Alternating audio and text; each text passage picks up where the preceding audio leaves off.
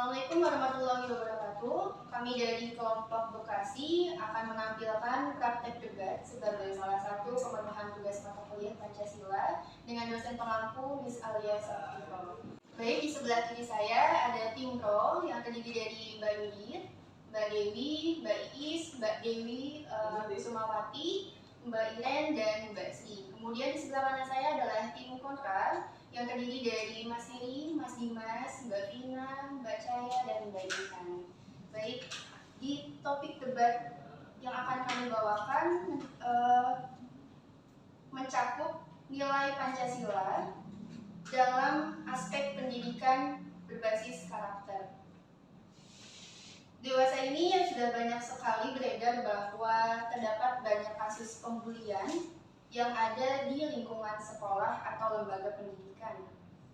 Salah satunya adalah siswa yang mungkin merasa tidak aman atau tidak nyaman di lingkungan sekolah mereka, yang dikarenakan mereka tidak didukung atau dihargai, seperti tidak adanya nilai-nilai kejujuran, empati, atau tanggung jawab yang tidak diperkuat secara konsisten di antara anggota atau warga sekolah.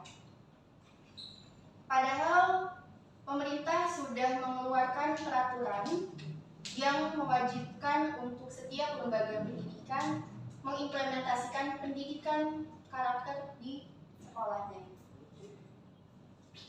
Saya akan membuka kesempatan untuk tim pro dan tim kontra mengeluarkan opininya dan gagasannya masing-masing. Apakah pendidikan karakter yang diimplementasikan di sekolah yang sudah diwajibkan oleh pemerintah sudah efektif atau belum dalam meminimalisir dan mengatasi tindakan bullying yang ada akhir-akhir ini? Saya persilakan kepada tim pro untuk mengemukakan opininya lebih dahulu selama 3 menit. Waktu akan dimulai ketika pembicara memulai berbicara. Baik, di sini pentingnya pendidikan karakter di sekolah itu sangat, di sekolah itu udah terdiri dari guru-guru yang kompeten ya, udah pasti dong. Kalau untuk maksimalnya diberikan dari tingkat pendidikan sekolah dasar itu, kalau menurut saya sangat sudah maksimal untuk diimplementasikan di tingkat sekolah dari dini. Terima kasih. Ada tambahan mungkin? Silakan. Kalau tidak ada, kami lempar ke tim kontra. Baik, kita lanjut ke tim kontra. Saya persilakan untuk mengemukakan opininya. Waktunya 3 menit. Waktu dimulai ketika pembicara mulai berbicara. Baik, kemudian biasanya sekolah ini kurang memberikan perhatian cukup kepada pelaku siswa ini. Misalnya seperti nilai-nilai seperti empati, tanggung jawab, penghargaan terhadap individu yang mengalami pembulian. Biasanya si sekolah ini hanya fokus kepada disiplin atau menegakkan aturan daripada menciptakan budaya yang mendorong saling menghormati dan bekerja sama. Baik, ada tambahan dari anggota lain? Waktu masih ada. Ya, saya tambahkan. Jadi hal bullying ini bukan cuma berdampak pada si korban, tapi juga ke si pelaku. Nah, si pelaku bullying ini dia kadang tuh merasa berkuasa dan juga bertindak ke teman-temannya itu tuh kayak kurang sopan gitu. Nah, ini tindakan dari sekolah ini kayak gimana nih? Kan dari sejauh ini kan yang kita lihat itu di lapangan itu masih banyak itu hal-hal kayak bullying itu terjadi ya. Jadi kita nggak bisa sepelekan ini nih. Ini gimana nih tindakan sekolah, instansi pendidikan dan juga masyarakat luar itu gimana tanggapannya nih? Karena gini, bullying ini kan bukan hal yang nanti dampaknya baik ya, pasti dampaknya buruk ke anak-anak gitu. Masih ada waktu? Masih mau nambahin lagi? Lagi pula meskipun pemerintah ngeluarin peraturan tentang program pendidikan berkarakter, efektivitasnya itu kan masih dipertanyakan karena pendidikan berkarakter ini diciptakan di dalam lembaga pendidikan, nyatanya kasus pembulian masih Ditambah pendidikan berkarakter itu lebih berfokus pada pembentukan karakter yang seringkali bersifat umum dan tidak dapat menangkap nuansa kompleks dari situasi pembulian. Kayak tadi, emang lebih berfokus pada disiplin dan peraturan-peraturan ketat dibandingkan rasa hormat, menghargai, dan yang kerjasama kayak gitu. Jadi menurut kami ya itu masih kurang efektif. Iya nggak sih? Sudah cukup? Saya kembalikan kepada tim Pro untuk menanggapi.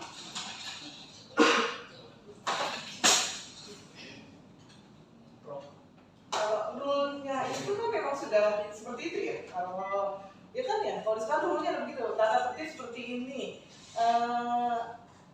pendidikannya begini, gitu kan ya. Dan di situ ada wali kelas loh, tiap kelas dari kecil, dari tiap kelas itu udah ada gurunya, ada bimbingan ya, ada guru BP. Kalau itu kita maksimalkan gitu loh di sekolah, kan ada kepala sekolah juga yang membagi tugas-tugas gitu kan. Kalau jalan kayaknya insya Allah aman deh, maksudnya bisa lah untuk mengatasi bully-bully gitu. Jadi Jadi maksudnya gini, kalau tergantung dari anaknya sih sebenarnya. Kalau misalnya kita, misalnya kayak kita nih, saya gitu, kalau misalnya kena bully, jadi kita kayak apa ya?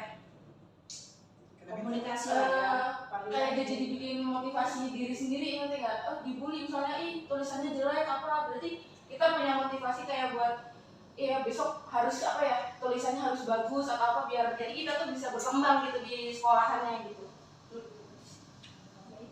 Ada tambahan? Ya seperti pertama kita awal itu kita udah sepakat kalau itu efektif. Nah masalah tulisan atau ada masalah di sekolah itu sebenarnya nggak harus dipatokin ke sekolah, bahkan orang tua di rumah itu kita harus membantu juga gitu. Jadi benar menurut kami itu emang udah efektif dan harus dibantu dengan orang tua di rumah. orang tua sama kalau bermain sih Penting, bukan hanya diharuskan di sekolah. Masih ada waktu. Oh iya, udah ya. Baik. Kepada tim maka saya persilakan untuk kembali menanggapi. Waktu akan dimulai setelah pembicara mulai berbicara.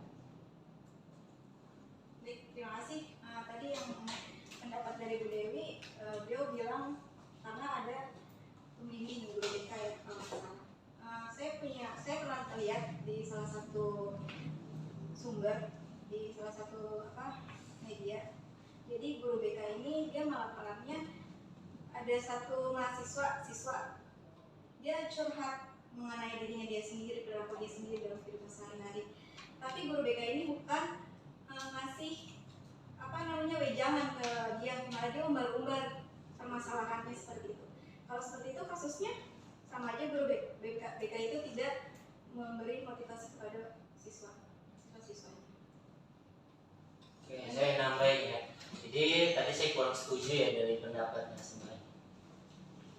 Ya, saya kurang setuju bilang ini untuk memotivasi anak-anaknya gitu, memotivasi si korban dari bullying itu. Saya kurang setuju. Oke, karena jelas gini, namanya korban bullying ini ada efek sampingnya dan juga korban bullying akan merasa minder. Contoh dibilang tulisannya jelek. Baik kalau anak itu bisa dimotivasi untuk berubah. Tapi kalau setiap dari karakter dari anak-anak ini kan beda-beda nih. Karakter dari setiap murid yang ada di sekolahan itu beda. Dan juga kekuatan dari mental anak-anak itu beda. Kalau misalnya ada korban dari anak-anak yang merasa dibully, dibilang tulisannya jelek nih, atau bilang baju lu nggak bagus banget sih dan membawa ke sekolah kayak gini, itu nggak bagus banget. Itu saya nggak setuju banget. Jadi ini harus ada tindakan yang benar-benar jelas untuk si pelaku bully ini, karena biar gimana pun anak yang udah merasa dibully ini nanti efeknya itu adalah dia menjadi malas lagi ke sekolah, atau juga dia juga malas bergaul dengan teman-teman dia yang lain. Nah, jadi saya minta saran juga solusi yang lebih tepat, karena saran untuk memotivasi anak itu menurut saya itu nggak pas banget. Thank you. Masih ada waktu dengan tambahan dari tim maka?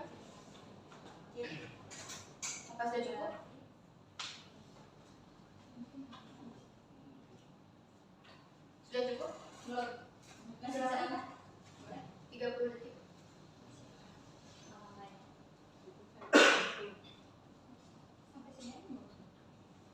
Kalau hanya berpikir aturan yang diterapkan oleh pihak sekolah sudah cukup, itu berarti program pendidikan berkarakter mungkin hanya bersifat formalitas belaka tanpa diikuti oleh langkah-langkah konkret yang dapat mengubah budaya sekolah dan mengatasi akar masalah pembulian. Tim Bro, kamu juga iya kan? Kalau misalnya dari guru BK nggak bisa kasih solusi, bisa lah kita ngadu ke guru yang lain. Atau misalnya punya teman nih, tolong dong ini tulisan aku jelek gitu kan, ini maunya bagaimana. Jadi temannya juga bisa kasih solusi yang baik. Kalau enggak di rumah orang tua, "Ma, tolonglah Ma, ini tulisan aku pengen dirubah," gitu kan. Jadi di pihak keluarga juga ada mendukung gitu. Jadi siapa yang bertindak untuk Sebentar, mengatasi Mas, ini? kita belum. Kami Ini tahu-tahu. kepada harusnya tuh melanjutkan dulu. Itu udah cukup.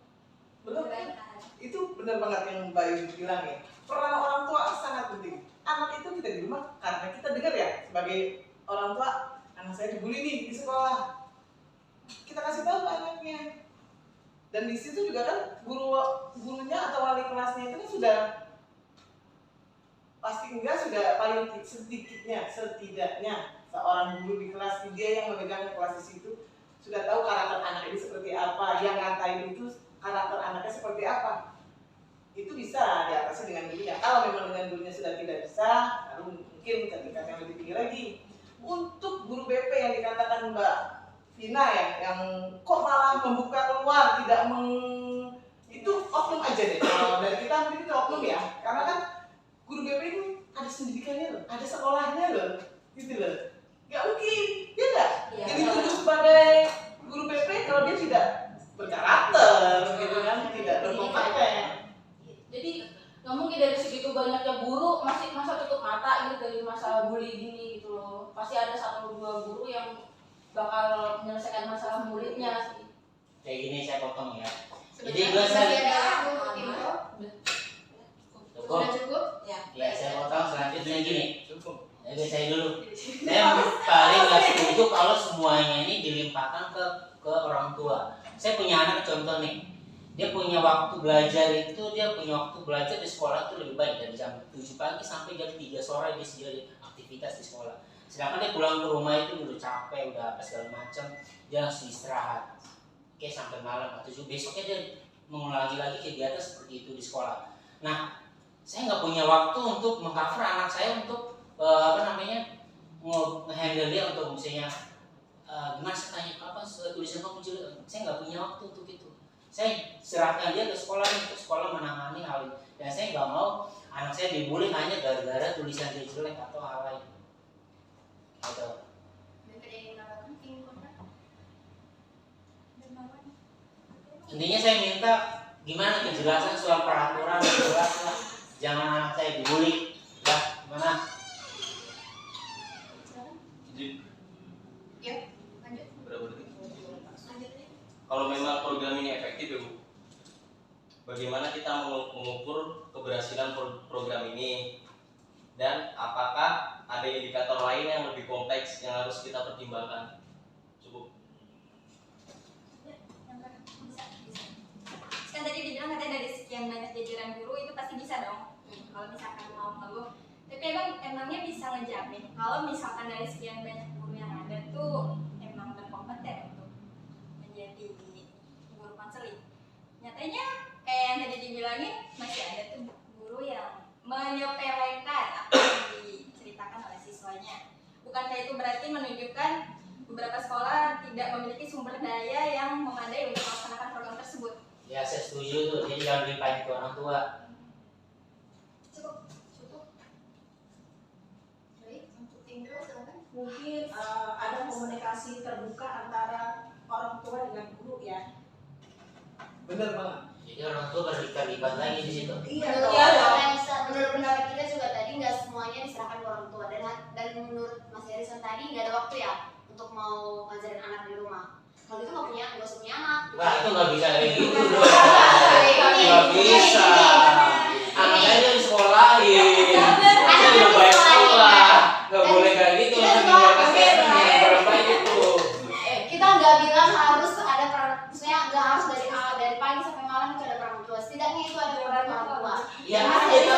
time untuk Sabtu Minggu ya, anak Sabtu Minggu saya gunakan libur. Oh ya, sekarang kontrol ada. Baik, untuk Mikro apakah ada tambahan?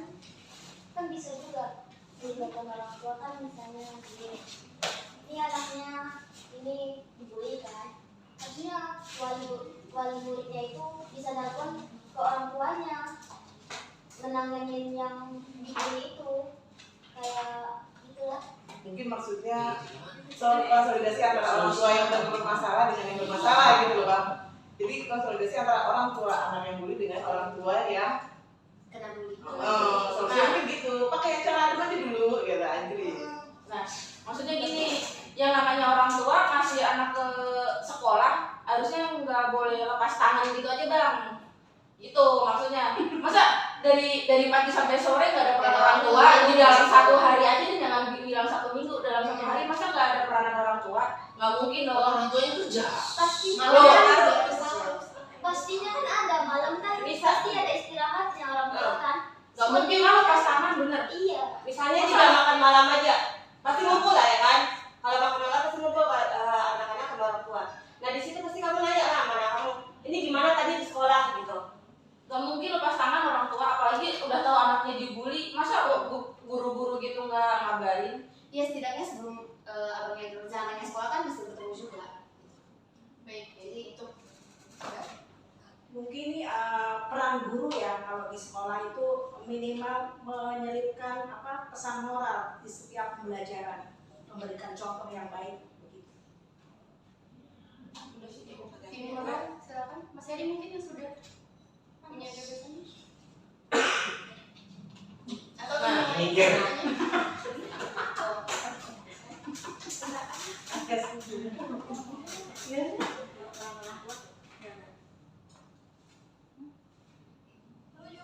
Iya tadi Ah, oke. kayaknya dari tadi heboh banget pengen. Udah saya jawab nih, nah panas nih.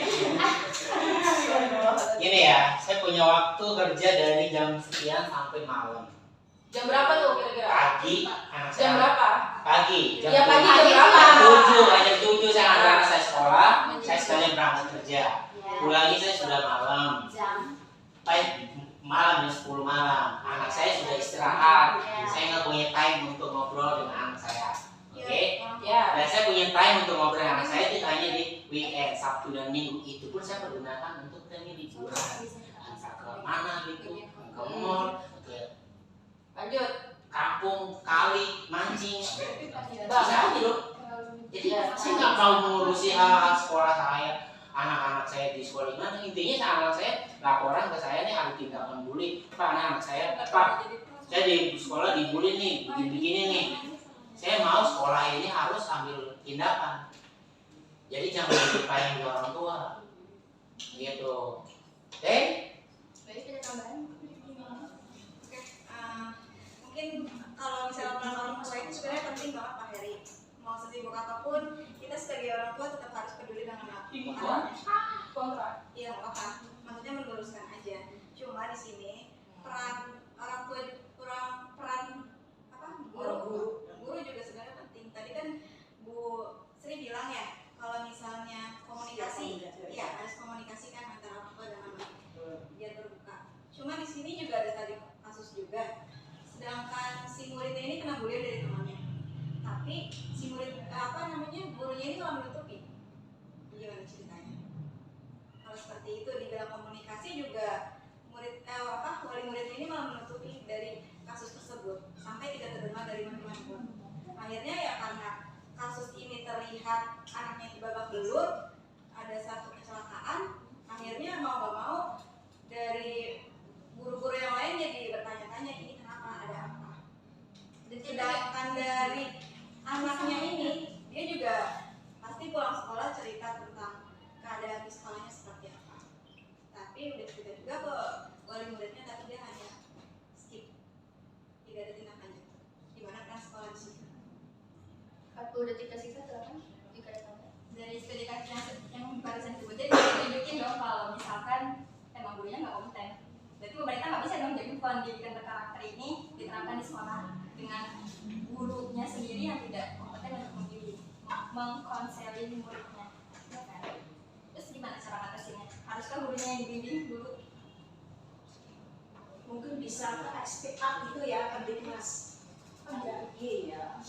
Mungkin ya hanya saran loh ya. Jadi kalau ada bully yang seperti itu menyebut kasus pembulian anak, kita sebagai orang tua speak up ke kayak bagian kedinasan pendidikan kali ya. Gitu. Jadi guru yang seperti itu tuh mesti dikasih itu semacam sanksi atau apa gitu, tindakan kali ya. Buran. Berarti itu nunjukin kalau pendidikan berkarakter itu belum efektif kan? Oh nggak bisa. Itu bagian guru aja. Tadi saya sudah katakan itu adalah oknum. Hasil berapa banyak anak bangsa yang bisa maju ke dunia asik. Itu pasti peran guru. Dulu lihat yang jago olimpiade, anjir. Tapi kan memang itu kan masalah umumnya ya. Tapi kita lihat kan dari peraturan atas itu udah sangat efektif gitu. Bisa Siap gurunya juga. bisa nunjukin contoh efektivitas dalam peran antara guru dengan muridnya, peran guru dengan murid, sehingga membuktikan kalau kasus pembulian itu berkurang. Paling kecil aja. Contoh, apakah bisa menjamin kalau misalkan dengan dunia pendidikan itu di kelas tuh nggak ada yang namanya pengejekan? Balik lagi. Nggak usah, kita dulu kecil aja, selain pengejekan aja. Oke. Walaupun itu kesannya bercanda, bukankah itu termasuk masih pembulian? Bisa dikatakan pembulian, tapi di dalam konteksnya di sini itu bisa aja cuma sebagai gimmick ya, atau bisa dikatakan dunia anak-anak itu kan ada dunia bercanda. Ingat Bu, ini bukan hal lu belajar nih, sampai maksudnya belajar di situ ada diselipkan adalah sebagai kayak namanya ice breaking ya kalau di sisi kita. Berarti candaan anak-anak itu udah cukup berat dong kalau misalkan sampai bisa mengganggu mental anak murid yang lainnya. Enggak. Itu mana peran gurunya di situ? Di situ ada guru. Kalau misalkan gurunya Guru di kelas itu ngadain game untuk mencairkan suasana dengan anak-anak. Itu kan salah satu program pendidikan. Di situ adanya pendidikan karakter. Kayak di SMA ya, anakku itu ada namanya kayak kalau kita dulu ospek ya, karena sudah ditiadakan itu di sekolah ada pendidikan Orientasi. pendidikan karakter apa sih? Masa orientasi siswa. Bukan, maksudnya judulnya temanya apa? Temanya itu kayak emang anak-anak itu dididik untuk itu, diajarin kayak kita kemarin PBB, diajarin gimana bersosialisasi. Itu ada programnya. Mungkin kayak kita bareng ya, kita cari kalau di situ program pemerintah tentang pembentukan berkarakter. Ada di Google. Saya lupa. Itu untuk tingkat SMA. Membiarkan sesuatu menjadi seorang pemimpin kali ya yang dimaksud ya. Ya kayak bintang dulu.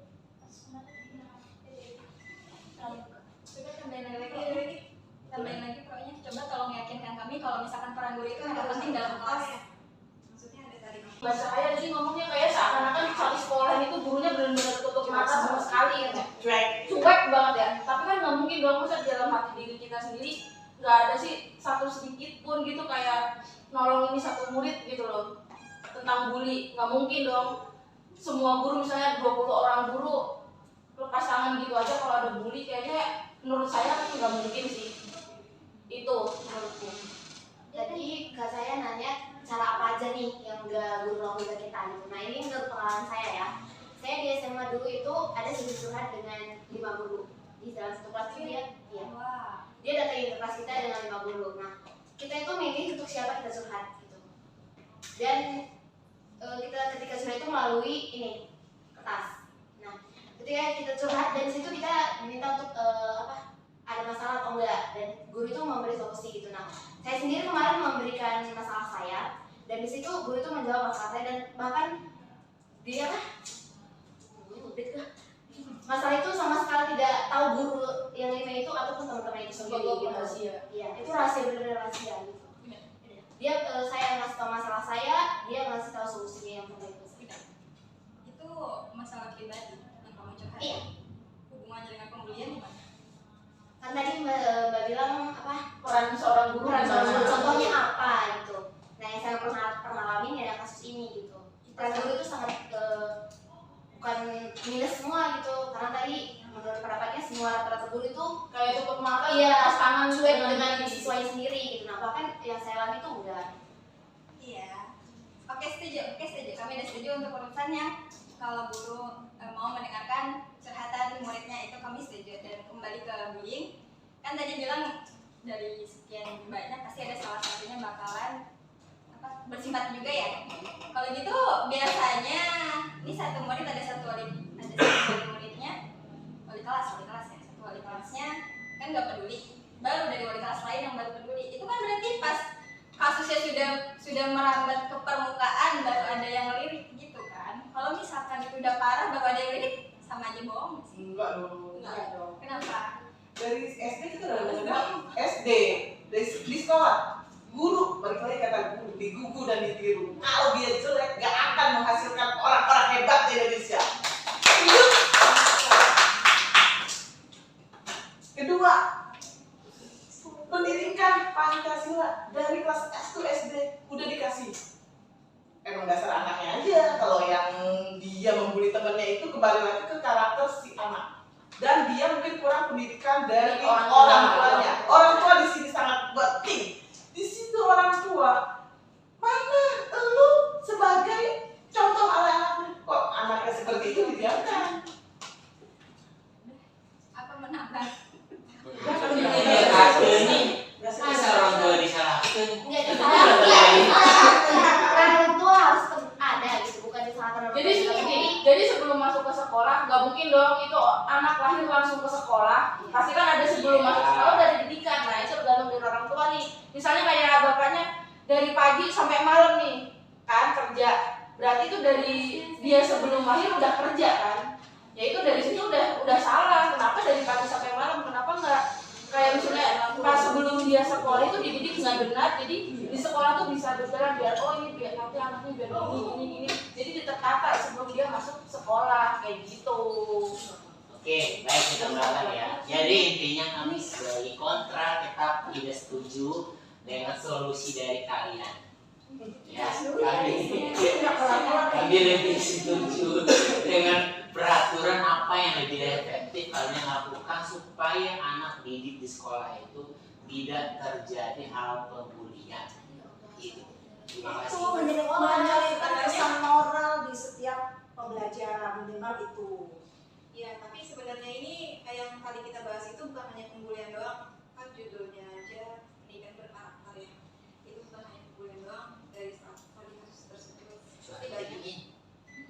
Pasti banyak dari masalah-masalah lain selain tadi kasus pembulian ini. Ada juga kan tentang perkataan yang kurang mengenakan atau nilai-nilai moralnya kurang, attitude-nya kurang dijaga. Jadi kalau menurut pendirian kita tetap belum efisien. Benar. Setuju? Anggaplah yang kontra ini sudah setuju kalau misalkan pihak sekolah dengan pihak keluarga sudah efektif. Lantas bagaimana dengan peran masyarakat? Kalau misalkan dari sekolah emang sudah dibimbing dengan baik, di orang tua juga udah ngebimbing dengan benar juga, emangnya bisa ngejamin kalau di masyarakat tuh mereka nggak dapet dampak jelek yang dari masyarakat? Kan katanya juga banyak, gak usah jauh-jauh dari masyarakat, ponsel pun udah bisa nunjukin itu seberapa bahayanya kan. Kalau misalkan dari sekolah udah cukup efektif dan dari keluarga udah benar, emang bisa jamin kalau misalkan apa yang ada di dalam masyarakat itu nggak kena ke muridnya itu? Kalau misalkan nyatanya masih nggak efektif bagaimana? Kalau misalkan nyatanya peran guru dengan orang tua masih nggak cukup bagaimana? Pendidikan berkarakter aja cukup? Udah. Ya kebanyakan juga dari sekolah ini hanya menerapkan SOP-nya dulu mereka masing-masing. Misalnya contoh, rambut tidak boleh panjang untuk para lelaki. Itu kan SOP dari sekolahan. Terus kuku. Itu tata tertib kali. Ya tata tertib. Jadi sekolah ini lebih lebih menuju ke tata tertib, sedangkan moral untuk nilai-nilai mahasiswa yang betul untuk mereka itu apa? Balik lagi ya, pendidikan karakter. Pendidikan karakter adalah upaya untuk membentuk nilai-nilai positif dalam sikap, dalam perilaku, dalam agama di situ juga. Agama juga sangat penting kalau menurut saya. Bisa dipahami. Artinya pendidikan karakter itu upaya meningkatkan nilai-nilai. Di situ yang meningkatkan tidak hanya guru. Memang betul dia profesinya guru, mendidik anak. Tapi sebelum masuk ke sekolah, anak juga sudah dididik. Saya ucapkan dari awal, pendidikan sejak dini, apalagi ditambah dengan ilmu agama yang bagus. Tidak ada satu agama yang mengajarkan jelek, ngatain dia, nggak ada. Semua agama yang kita anut nggak ada seperti itu. Baik, saya akan memberi kesempatan terakhir untuk tim kontra sekaligus menutup perdebatan kita di topik kali ini. Izin ya, untuk peran guru saya tidak sepenuhnya percaya karena saya mempunyai pengalaman, saya sendiri dan teman-teman saya itu korban pembulian. Ada salah satu siswi yang orang tuanya itu dia kerjanya anggota dan kami itu diperbudak lah oleh siswi itu.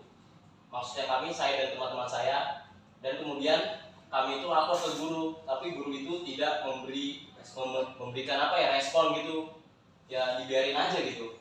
Itu pengalaman saya seperti itu.